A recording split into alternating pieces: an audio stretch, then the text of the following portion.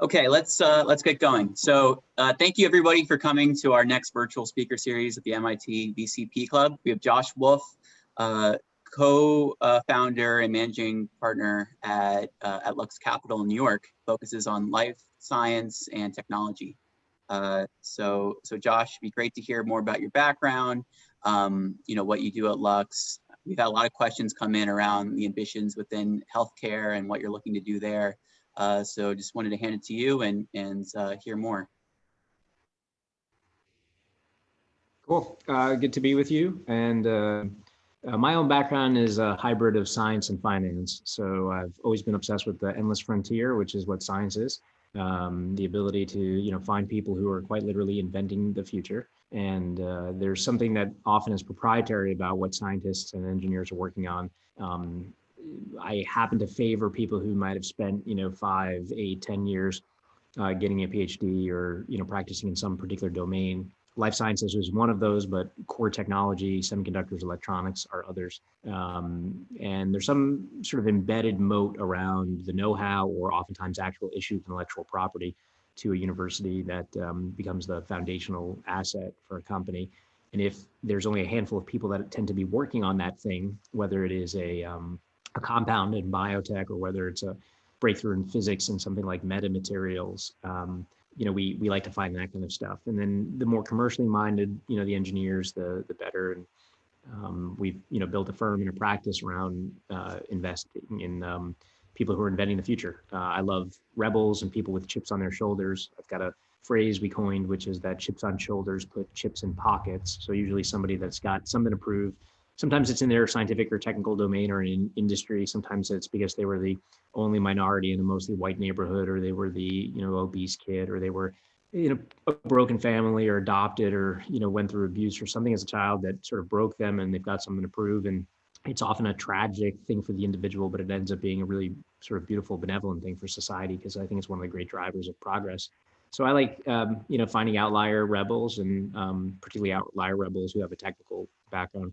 The firm itself was formed a little over 15 years ago. Peter Hebert and myself, we've got 2 offices in New York and in Menlo Park, 10 different partners on the investment team, all of whom are very diverse in sort of the way that they think and their upbringings and religious backgrounds and gender. And we've got Iranian, Pakistani, Israeli, Australian, US, Jews, Muslims, atheists, Catholics that, sort of all have different interests and views and different degrees of technical proficiency and different insights on human nature and psychology.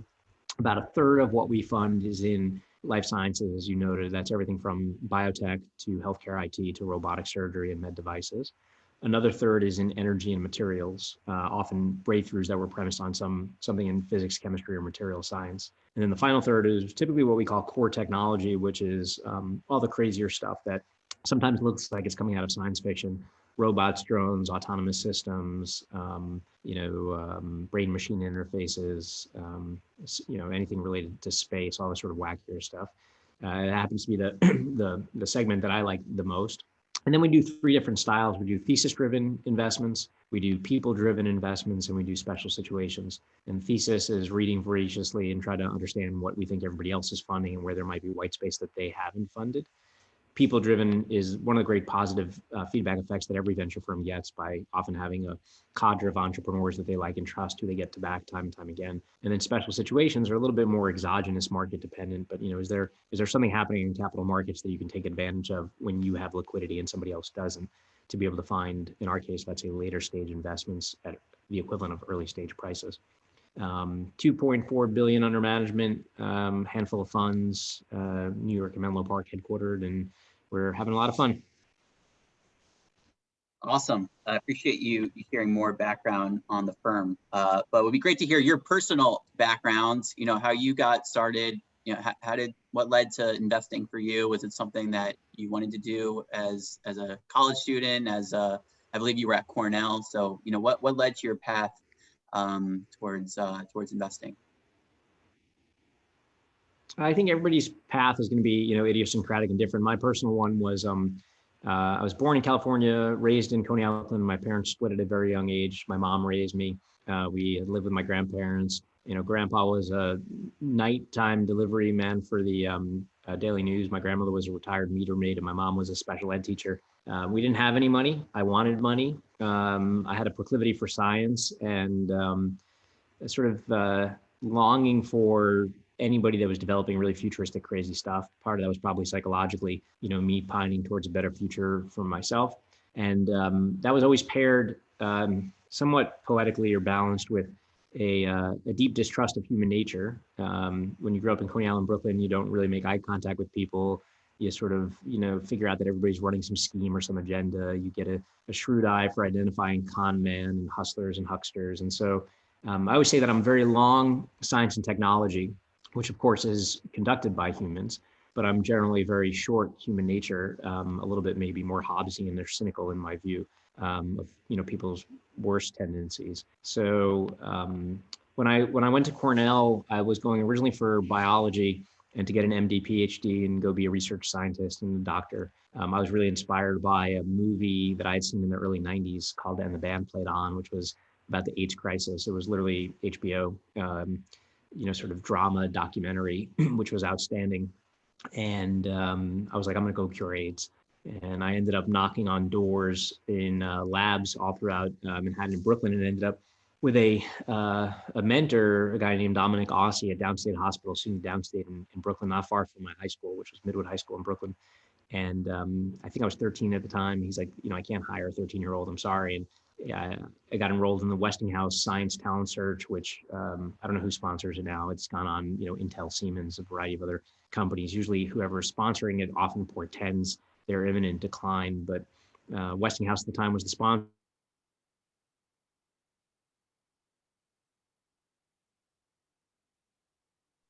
An area called urokinase, which was part of the clotting effects when HIV turned into full-blown AIDS, particularly in children, and became obsessed with science more through that. But what was really unexpected was we would be spinning a centrifuge of AIDS blood down, and Dom would be trading futures and options and making tens of thousands of dollars. And I became way more enamored with capital markets. And I knew nothing about stocks or bonds or options. He gave me my first textbook on that, which I say jokingly as it was literally the free guide to money and investing that the Wall Street Journal used to send you when you signed up for a subscription, with all kinds of, amateur pictures. But it was my first taste of what markets were and how they worked. And as I went through college, everybody that would give me an internship who was either a Cornellian or a fellow Brooklynite would give me a shot. I took advantage of, and I learned the difference between sales and training and investment banking and consulting and all those different things. And I went and graduated from Cornell in '99, went into investment banking at Salomon Brothers. Salomon had just gone through the merger with Citi, so and I hated it. And I loved technology and I loved finance, and venture was the perfect hybridization. I didn't know any VCs. And this was coming really at the tail end of the dot-com boom. And Peter, who's at Lehman Brothers in equity research, and I at the time decided to team up. And we said, why don't we create the next gen venture firm that's going to be focused on the next wave of things, which we were speculating on. And instead of it being focused on optical networking and .com, we would focus on the material, physical, chemistry. And instead of it just going to MIT or Stanford and the Route 128 or Cambridge VCs or the Silicon Valley VCs, we would go to schools that were all over the country, and New York like Cornell or Georgia Tech in Georgia or Michigan or UT Austin. And we started to develop relationships with Nobel Prize winning scientists. And, it was sort of a early foray into, my God, there's all these brilliant people who are totally neglected because they're just not popular yet. And we ended up meeting a guy, Bill Conway, who's one of the three founders of the Carlyle Group. He put us in business. It was one of the luckiest days of my life, sort of, proof positive that a single chance meeting can really change the trajectory of anybody. And he is just incredible sense of ethics and integrity and reputation. So we've sort of always carried this mindset of what would Bill do as we made, really consequential and compounding decisions over time. And we scaled from a tiny fund that had just a few $1 million, and we're investing Bill's money to, $2.5 billion. And I still remember the very first checks that, we were begging for. So it's been a great ride so far. Wow. Really incredible to hear. And obviously, we see some of the big headlines of your deals. Probably one of the biggest was the Johnson & Johnson acquisition of Auris Health. So it'd be great to hear how you came across that business and how you worked with the company and the founders, just really the life cycle of the investment. Yeah, so part of that was born in a people-driven investment, and part of it was drawn in a thesis-driven investment. The people happened to be an engineer that Peter had known, who was working with Fred Moll, and Dr. Moll was the godfather of the industry. He had founded Intuitive Surgical, which had itself become sort of a battleground stock between long and shorts, but it was approaching at the time $40 or $50 billion enterprise value. And Fred had the idea that, robots have evolved significantly, and there's an opportunity not only to have better hardware that can do ever smaller telescoping robotic, almost if you ever saw the movie Alien, the way that a little probe comes outside of a probe, ad infinitum. But you could also layer on software so that you could effectively navigate inside of the body, almost like an autonomous vehicle might navigate inside of roads. And so if you can map internally vascular tissue, you can navigate through it, and you could treat cancer or heart disease or whatever it might be from inside the body, as opposed to cutting, through skin from outside the body. And that was an interesting directional arrow of progress. We went from quite literally, cutting people open to doing arthroscopic surgery to having no incision at all, and a sort of incisionless procedure, entering through an orifice of the body and being able to navigate to the point you wanted, which was, pretty mind-blowing. And so that became the founding thesis of Oris. We became a founding investor.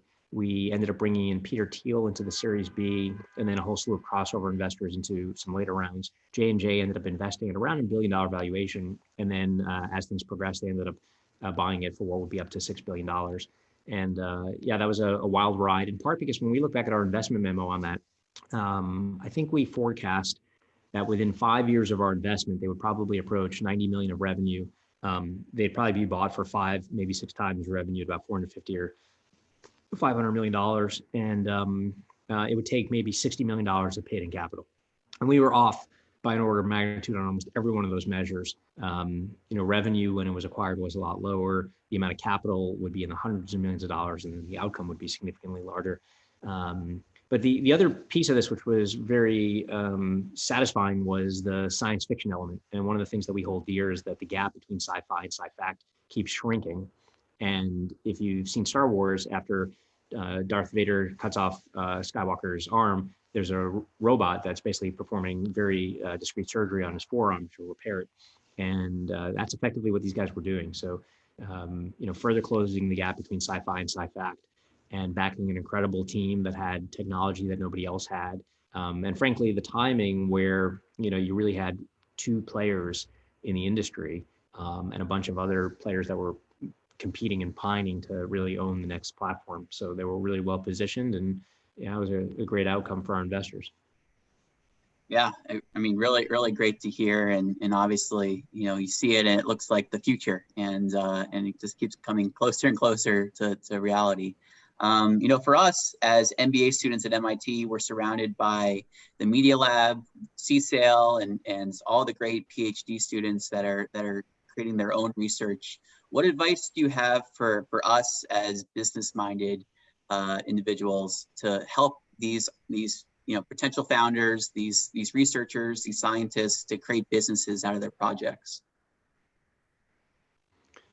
Well, the first would be sort of adopting the mindset, I think, generally that Buffett has given to graduating classes for many, many years, which was, look around you at the peers you have, and there's probably a cohort of them that you would really want to be long if you were, building a portfolio of peers.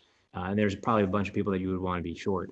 But stay close to the people that, you would want to be long. So those are, peers who you think might go on to be really interesting execs, or might be really well connected to fundraising, or might be really, versed in a particular industry, or whatever it is, just sort of staying close to that cohort. The second thing is figuring out the PIs, the principal investigators, who are commercially minded. So, at MIT in particular, Bob Langer is an extraordinary commercial mind. We've done many companies with Bob. Some of them have worked phenomenally, some of them have not. But building a portfolio around those sort of technical and commercially minded founders, MIT in particular, really is distinct from, let's say, Harvard, in that Harvard's tech transfer office would always try to get the very best deal on any one given company. And I think MIT's tech transfer office recognized, we have to take a portfolio approach. We don't know a priori what's going to be the great successful thing. So let's have a lot of shots on goal, and let's let a million flowers bloom. And, the magnitude of the successes will outweigh us trying to probabilistically, figure out which ones are going to be best. When that happened, I think the ability for reducing friction in somebody like Bob to create a lot of companies would end up doing two things. It would attract capital like us. Polaris and others in the area have done also a lot of companies with Bob. It would attract talent that wanted to run those companies. And then it would attract postdocs who wanted to be like Bob. So both rich and or renowned. And I think that's the really key thing is, find the proteges. Like it might be hard, for example, to go to Bob Langer and start a company because, Polaris or Terry McGuire has a much deeper, longer standing and, relationship with a lot more loyalty. But maybe one of Bob's proteges who has left MIT, gone on to do another school or something, and sort of be like Bob in their own fashion. It would be a great way to do that. We've done that a few times. But then there are all kinds of rising stars, people who get recruited into MIT. You've got great new programs there and you've got great new leadership with like Hutton Locker and others. And I think, just really showing an interest in their work, understanding the implications of it. And at a time when, and this is something I learned from my late partner, Larry Bach, it used to be that like something would get invented and the flow of information would generally accrue to one inventor, even though the same thing might be discovered or invented in multiple places contemporaneously. But, whether it was like the theory of evolution, you had both Darwin and Alfred Russel Wallace, or the invention of television, Farnsworth and others, like generally one person got really famous for it. But today, when news breaks and things are published, you might have 10 different researchers or PIs that are all working on the same thing. And what we found that we're reasonably good at is convincing many of the PIs to subjugate their ego and be part of one grander vision, as opposed to ending up with 10 competing enterprises. And so if you can convince somebody at MIT that you're aware of the 7 other researchers that are working on similar or adjacent stuff, and that you think that you could convince them to sort of all be part of one company, that would be a really valuable piece of work that investors would find really valuable in pre-packaging a company. Yeah, appreciate the response. We are going to open up to questions. So what would be easiest is if people can raise their hand in the chat, and we'll just go to you. So, okay, Spencer. Hi, Josh. Thanks so much for coming. This is really, really awesome. First of all, I really appreciate this notion of closing the gap between sci-fi and sci-fact. I read a ton of science fiction, so I was wondering if it's a waste of my time, but good to know potentially it's not. I want to ask a question about sort of perspective in relativism. I think I look at today's, I'm personally, I come from a private equity background. I personally am interested in, sort of transitioning to sort of early stage healthcare investing in particular. And I look at kind of the funding dynamics today and think, wow, how could I do this better than the incredible amounts of great investors that are out there today?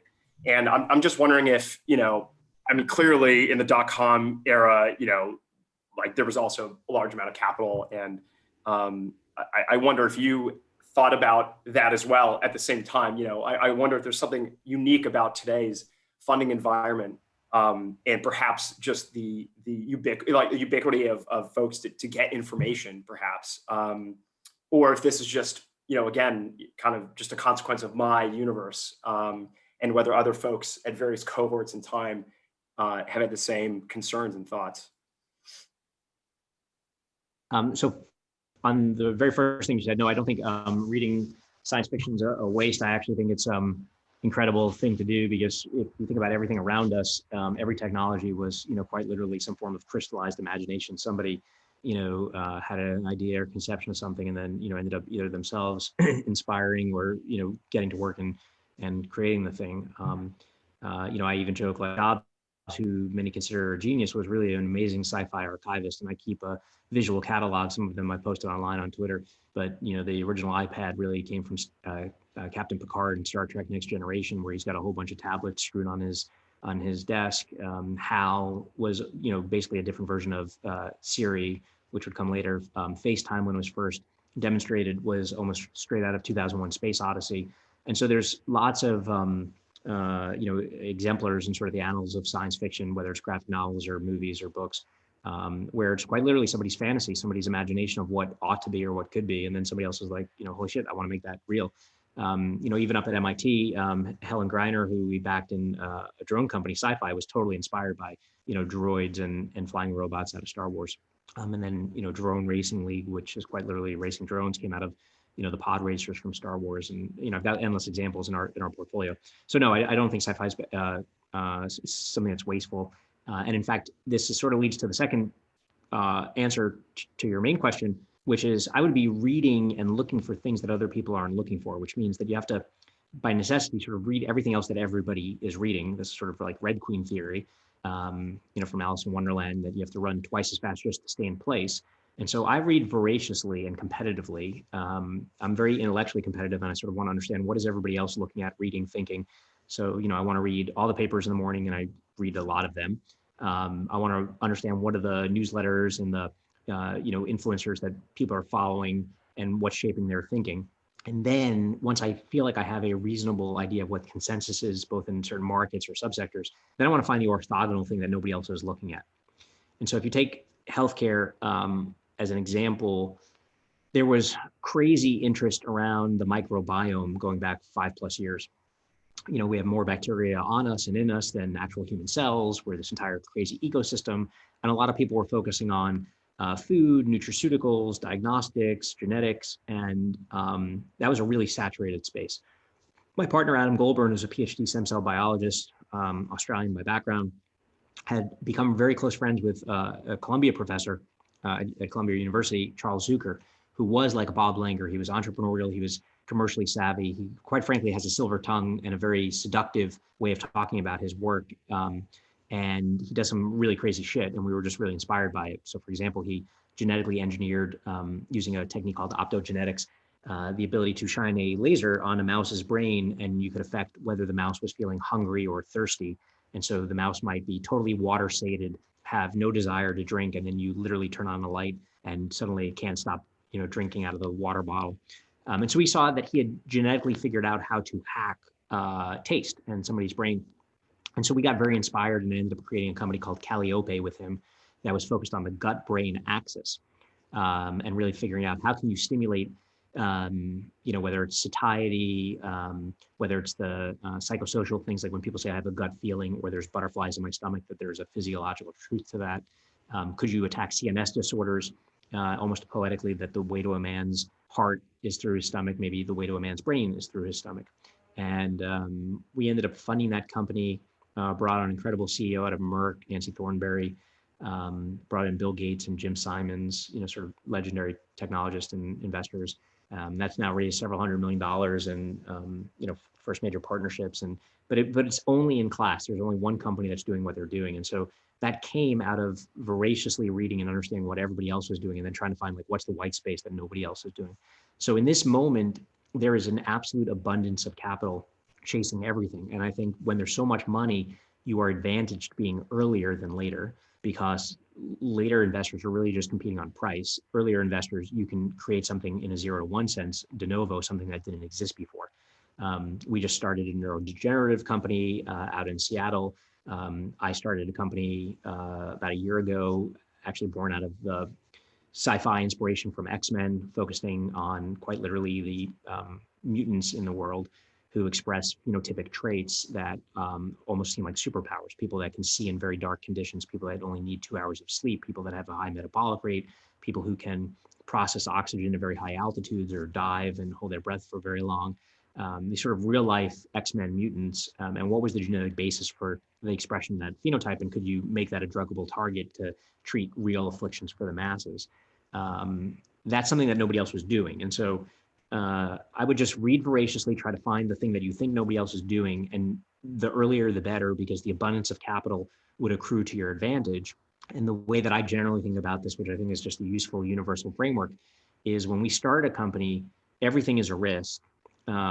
Technology risk, people risk, market risk, financing risk, competition, and every risk that we can kill by finding the right people to address it, or putting the right money or talent to address it. Later investors who have all this money that's being funded right now should pay a much higher price than us, because they should demand a lower quantum of return and reward, because they're taking less risk.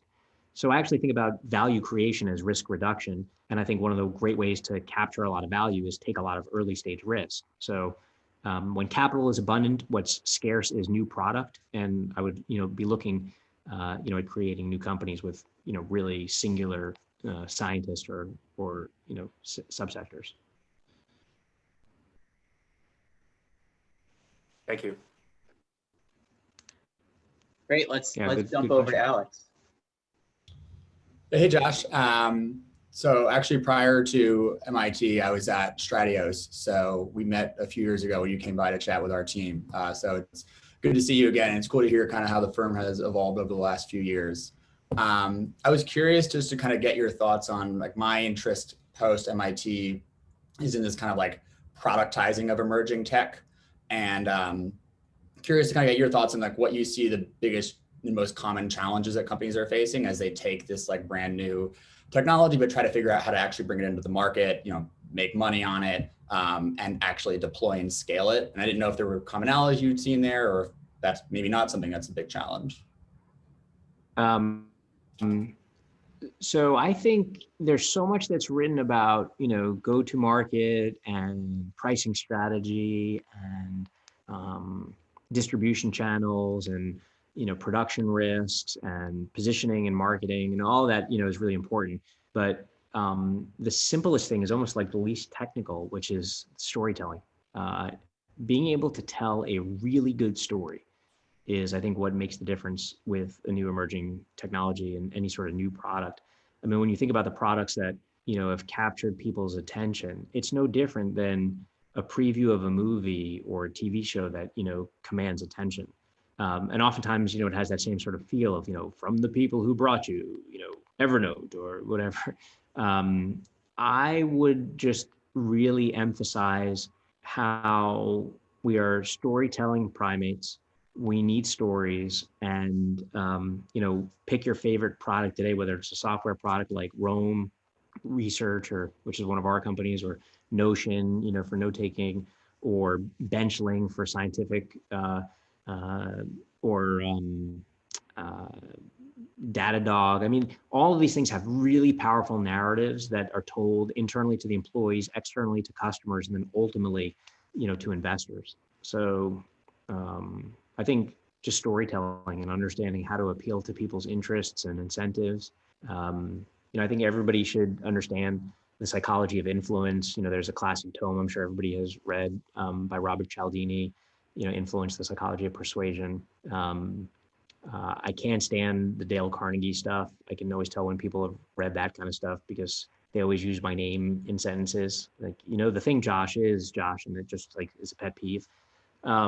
But there's another great book that I think is literally called the Storytelling Animal or something to that effect. But, understanding how people tell stories, like, if you follow me on Twitter, I'm very critical about Elon and as it relates to Tesla and his relationship with truth and the mendacity, but his storytelling ability is incredible. The ability to get people to want to buy into a future that is being sold is incredible. And I think, anybody that is doing a early product launch or a Kickstarter campaign are effectively selling somebody on what doesn't yet exist, but ought to. And I think that's just really powerful skill. Thank you, Josh. I'm just kidding. won't use your name. Okay, Raquel. So thank you for having the time to talk to us. So I'm from a family of 15 physics PhDs. So I kind of grew up surrounded by this excitement award, like science innovation. But one thing that I always think that is a challenge is that science investing is very long-term focus. And sometimes or the technology is not developed or the market is not prepared, the society is not prepared to incorporate such technologies. So I would like to hear from you how to cope with this challenge of having investments that are so long-term driven and your experience on it. So there's a difference with the distinction between a technology being really successful and a company being really successful, because Many of our companies have exited and been profitable investments before the company itself is a great fundamental success that by, say, a value investor's measure would be, high returns on invested capital or an incremental invested capital. And in fact, most technology companies by definition are just burning copious amounts of cash, as they reduce the technological risks and create a product that people are going to want. That's certainly true in almost all of our life science and biotech. None of those companies, when they are sold, really have meaningful revenue, if any, and certainly no profits. If you take a company that we recently sold for a little under $1 billion to Facebook, which was a company called Control Labs, this was a breakthrough in both neuroscience and computer science. It fit a sort of narrative that I'm obsessed with around the directional arrow of progress. In this case, it was what I called the half-life of technology intimacy, where in the punchline here is that technology keeps getting closer and closer to you. But 50 years ago, you had a giant ENIAC computer. First half-life, 25 years, you have a personal computer. You're now tickling the keys of that keyboard instead of just standing up against this giant mainframe computer and pulling plugs. You are switching the beige box on the monitor on and the back of the hard drive on and off. But that's the extent of sort of what you're touching beyond the mouse under your hand. In the next half-life, 12 and a half years ago, the dominant form is a laptop, and it's quite literally now touching your thighs, and your trackpad has replaced your mouse. You're still tickling the keys. And then 6+ years ago, it's the iPhone. Now it's cradled in your hand. It's the first thing you touch in the morning, the last thing you touch at night. You're swiping it, caressing it all day long. For men, it's separated from our body only by a thin film of fabric. And in my wife's case, it's in an abyss of a handbag that she can never find. 3.5 years ago, it's your iWatch that's in constant contact with your skin for 12 or 18 hours a day. AirPods, a year and a half ago with compute and AI and voice recognition inside.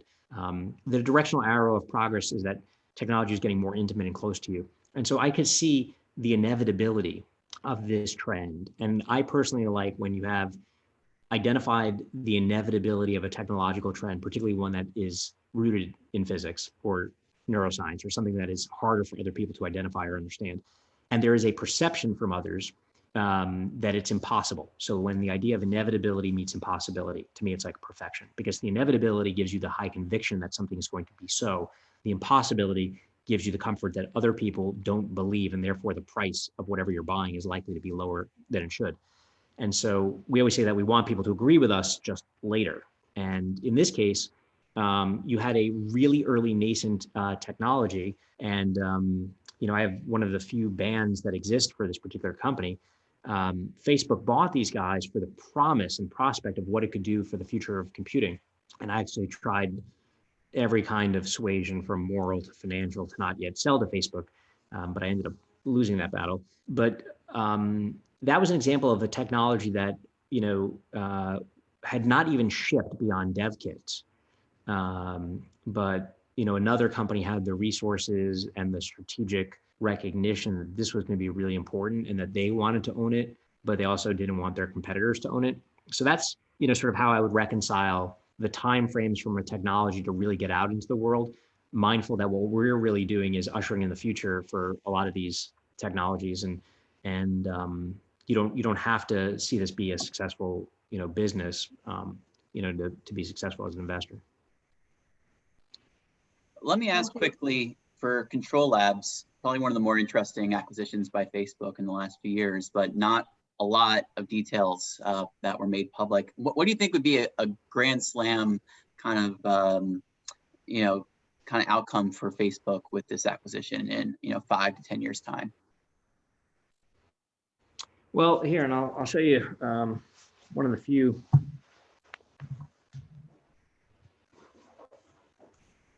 So this is probably the latest non-pre-Facebook model, but this goes on your wrist, and see if you can see that. And just by gesturing in free space, this computer can control every control device in my office. I can turn on the lights by going like this. I can raise the volume with a little gesture. And the craziest thing is, without even moving my hands, just by thinking about making the muscle movement, it ever so subtly can pick up the neural signals and translate that into control systems. And so this to me is the future of human computer interaction. And this kludgy thing will end up becoming, as simple as my wrist strap on my Apple Watch and even thinner.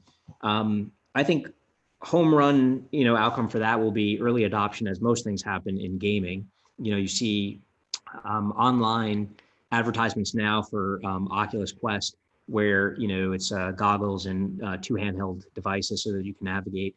Over time, those handheld devices will likely dissolve, and it will just be your hands.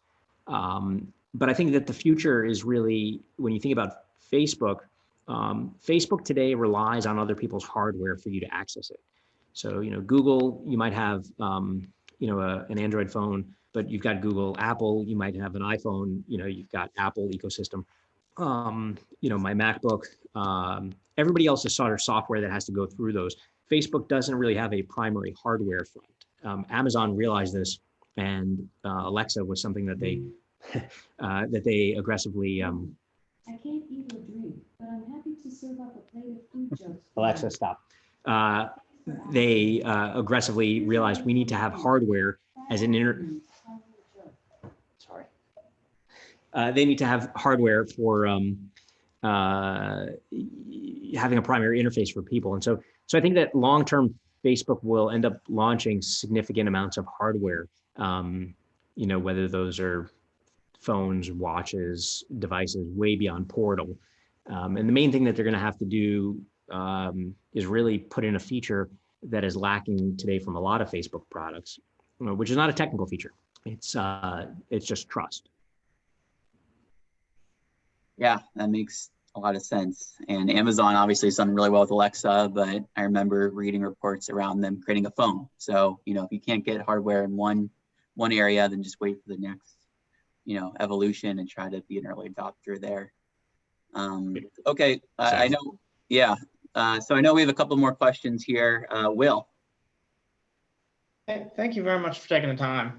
I was curious, just given the stage and the kind of companies you're investment at, how much weight you put on versus like tech or product versus market versus the team.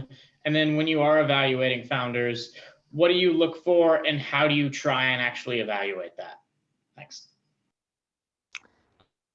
This is probably the biggest thing that I've changed my mind on, and I give credit to my partner, Peter, who, had this view first and I sort of came to it. I always put way more weight on the technological primacy, because I felt if somebody had something technical that nobody else could do, it was like possessing, the secret, the magic trick, the thing that nobody else could know how to do. Like, that was a valuable thing. What I learned over time was that there were way better people who were better storytellers, better promoters, better ability to raise money, raise interest, recruit people who might have inferior technology, but would end up being advantaged because arguably their cost of capital is lower. And everything depends on cash. So now I put way more primacy on a team that can sell. It's hard when we're making investments at the moment of inception or conception of a company to know whether somebody is a really good salesperson, slightly naive but ambitious, or if they actually have malice and are trying to, dupe us or others. And so we get a little bit lucky versus, say, public market investors, because we get to, fund to milestones. And if we hold ourselves as a partnership intellectually honest, if somebody is full of shit, you can identify that pretty early and avoid losing a lot of money. I think if you're not intellectually honest, then you sort of fall victim to some of the sunk cost commitment bias that, we already invested, we have to keep this thing going. And so we always ask, how much money accomplishes what in what period of time, and who will care from whatever they achieve with that milestone. But I would say that the most important thing is the attribute of a great team that can either sell, and I don't mean like has the stylistic panache to, feel like a used car salesman, but that is able to walk into a room where people are leaving greedy. That could be another engineer that's like, holy shit, I want to join this woman, she's amazing. Or us walking out of a room and trying to keep it cool. One of my partners used to call it the Pampers effect, because you're literally like, oh my God, like I just literally am like, I have to back this person. You're trying to keep your poker face. But that's the one thing that's common among some of our most successful companies, is like, you just see it, that they have it. And that it is the ability to get investors, journalists, future employees, hires, like to just want to drop whatever they're doing and join them. And I'm sure you've met people like that, where you're just like, oh my God, like this woman, this guy are just amazing. And those people by definition are rare. There's a lot of people that fake it. And you can usually tell that. Also, as an aside, sort of like another pet peeve, anybody that generally comes in our office and says like, I just want to change the world, or, they talk in sort of this broad stroke ambition, I often find that they're saying that because they think that it's the thing that they should be saying. But the people that end up actually doing that are like just singularly obsessed with something. The byproduct is that it might change the world, but whether they're obsessed with like technology for defense, or they're obsessed with brain machine interface, or like, it just is like, it's so viscerally evident that they're like obsessed with this thing. And you can't fake that. It's like somebody that's obsessed with like a TV show or a comedian or a band, and you just hear them talk about it. And, it's one of those things like, when you see it, but when I see it, it's like this infectious passion about the thing. And I want to change the world and, leave my mark is all like a derivative thing. And it often feels like it's, sort of poser-esque sometimes. Maybe I'm being too cynical. I don't know if there's ever such thing as too cynical. So thank you very much for the time. Cool. I know we have 2 more questions here. So one from Arez, and then the last one will be from Diego. Hey, Josh, thanks for coming here with us today. I actually want to ask you a question about kind of the healthcare IT space that you play around with in the AI space. So, kind of as a practitioner, you see the tools used in computational biology, their state in the product development cycle is similar to where like finite Edelman analysis tools were in the 60s, where people are like, at Boeing writing their own CFDs and stuff like that. And I was wondering if you're already seeing companies coming out trying to, make the MATLAB of that and make all the proper libraries, or, do you think that's still coming, or it won't come for one reason or another? Because I know that in the biotech companies, they're having a hard time hiring the people to do that because there's just so few people to teach that in universities and so on. Yeah, it's interesting. I mean, there's sort of a spectrum. I'll answer in two different examples. Like in the strict healthcare IT and like health records and data processing, you've had this giant in Epic that has been like the 800-pound gorilla. We in General Catalyst have an investment in a company called Commure, which is quite interesting. That's sort of really focused on the application layers for that. One of the interesting trends is, and I think this was true in the 60s and 70s as well, is generally the newer technologies have to get adopted by newer people. And so you need the old guard to sort of wrest themselves from whatever they were using before. And it's almost like in a colloquial way when you think about email, like, my mother still, I think, has an AOL or Hotmail address. My generation is sort of Gmail address. Other people are just on like, texting or Discord. But like the IT that different generations adopt are the ones that sort of get the fastest adoption from like the incremental new user. So I'm actually seeing that companies, large companies that are more forward thinking tend to have younger chief data officers or chief data scientists or data scientists that are ushering in, the cooler stuff that they're more familiar with.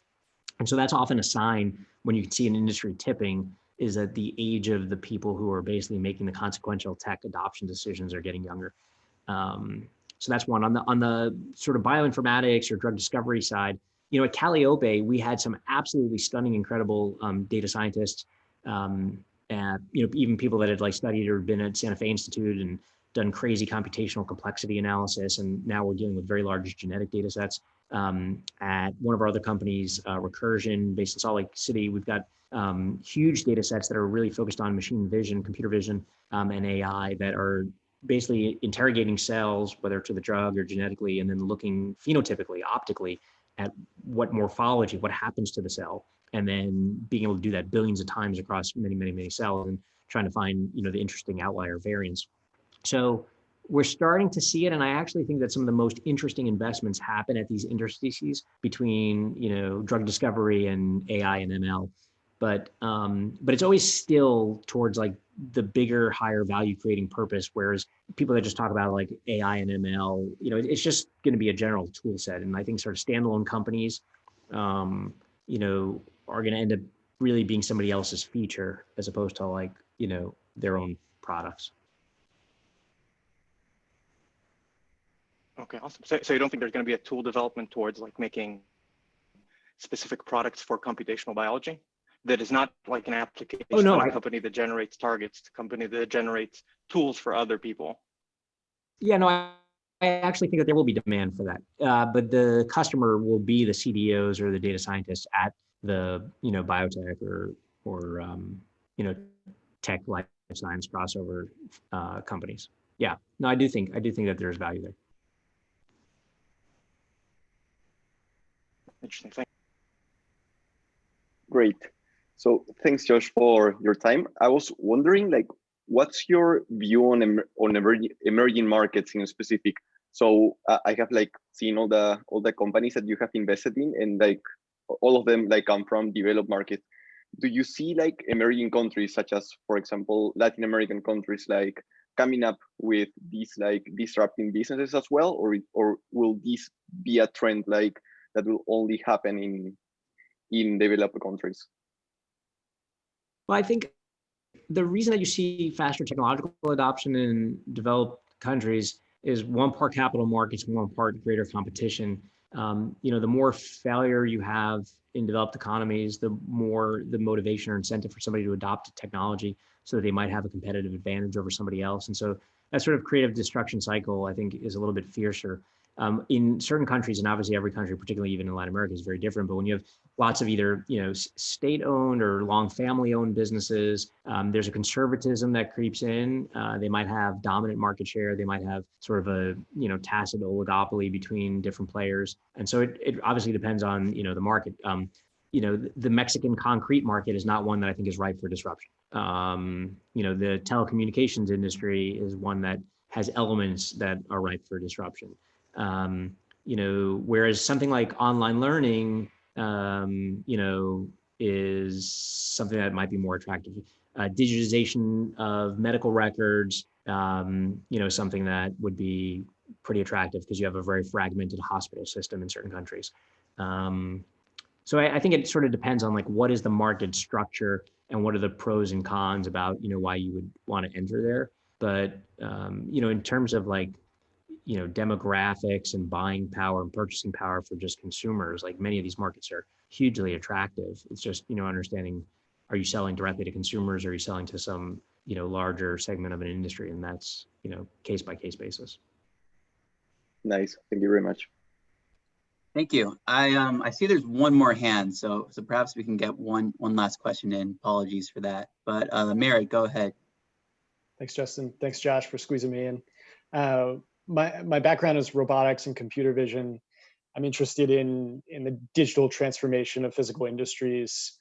I see a lot happening due to COVID right now, and I'm wondering, from your perspective, what are the most compelling transformations right now post-COVID? Well, the ones that are obvious to me are not compelling. So, the sort of, pull forward of 3, 4, 5 years of demand, for connectivity, officeless corporate cultures, like all of that sort of done. There's certain industries that, just as we were sort of talking about, that the adoption, which felt like it was inevitable, became rapidly accelerated. So 2 of our companies are sort of exemplars of this, firsthand experience. One is Science 37, which is, again, a healthcare company focused on distributed clinical trials. Like they were doing fine before COVID, but when COVID hit and all these clinical trial sites were shut down, they just went gangbusters, like just parabolic. And that was a really interesting phenomenon because it was a exogenous shock that catalyzed big pharma to say, okay, wait a second, this is going to be a way more efficient system. So that's one. Another, sticking with healthcare, is a company called Avail. And we just announced, I think it was a week ago, $100 million financing with Co2 and D1, both great crossover funds who have invested with us before, and very prominent hedge funds. D1's led by Dan Sondheim, used to be a top guy at Viking, and Co2's Lafont brothers, Philippe in particular. But they were in Oris, the robotic surgery company, with us. And one of the top sales guys that Fred Moll had at Intuitive Surgical, his prior company, was this guy Daniel Hawkins. And Daniel had this idea for a company called Avail, which was premised on this moment that I call wait what. And it happens in different industries, but it's when you sort of hear something, and if it is revelatory of your own ignorance, fine. But if you talk to a bunch of people and they're like, wait, what? It's sort of like this hidden secret. So in this case, I didn't know, and nobody I knew that is familiar with the industry knew, that if you go for a knee surgery on a Monday at a hospital for special surgery in New York or Mass Gen, you might have a Stryker device. If you go on a Wednesday, you might have a Medtronic device, and there's an actual rep in the room when the surgery is being performed. And our common response was like, wait, what? And so depending on your schedule or the surgeon's schedule, there's different medical device reps. And so Daniel's idea was, why don't we put a telepresence machine in there so that the med device rep can be in 20 different places, at the same time. The med device company wins because they've got scale. The hospital and the doctor would win because they get these people out of there. So you're not dealing with hygiene or risk or a nuisance. And then the patients win because you're getting more expertise distributed more broadly, more quickly. And so that was one of those things that also got very rapidly accelerated during COVID. And the third is a company called Matterport, which is doing rapid 3D scans of physical spaces. And they're primarily focused on commercial real estate, insurance adjusters, but the ability to, with a high-end camera, and now with iPhone 12 and LiDAR capability, you'll be able to do with your iPhone. But the ability to rapidly scan a physical space and then stitch together three-dimensionally and navigate it like you were playing a video game is pretty stunning. And that was something that, again, was doing great pre-COVID and then just went parabolic, particularly from all the brokers that couldn't show houses, but still wanted to drive sales volumes. And so from, Compass to Redfin, all these guys have now adopted this as the tech kernel driving all their showings. So those are sort of a few interesting ones. One piece of unsolicited advice, particularly if you're in robotics and machine vision, it's still early and there's huge market risk, but I haven't yet seen a leader emerge, and it's an area that I'm quite passionate about. But I see a directional inevitability of the ability to have machine vision systems for locking on to satellites, being able to identify, so basically like a space asset going up, being able to identify, a specific satellite and being able to either repair or refuel, or depending on your views on defense, sabotage. But I think that there will be a lot of demand for being able to identify an asset, lock onto it, and then perform some action on it. And so that's something that I think is quite interesting at the intersection of machine vision and robotics. Thank you. Appreciate it. Great. Well, thank you to everybody who asked questions, and Josh, really appreciate your time here.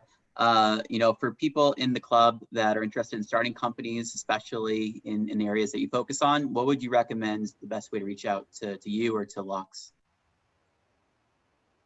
Email me, josh@lux.vc will get to me. And if you see any of our companies, whether it's Anduril in defense or Control Labs or, any sector. I mean, most of our companies, we have a few stealth ones that are not listed, but, any of our companies, I'd be delighted to, pass you on to their management and, whether it's in a product development, sales, technical role, chief of staff to a CEO, whatever, you might want to look at doing. I'm happy to help be a node. Awesome. Well, thanks so much for everybody here. We have some great speakers coming up. Peter Fenton in a few weeks, Michael Gilroy of Co2 that Josh mentioned. So stick around and we'll see you soon. Thanks so much, Josh, for being here. Thanks for having me. Take care, all. Thank you.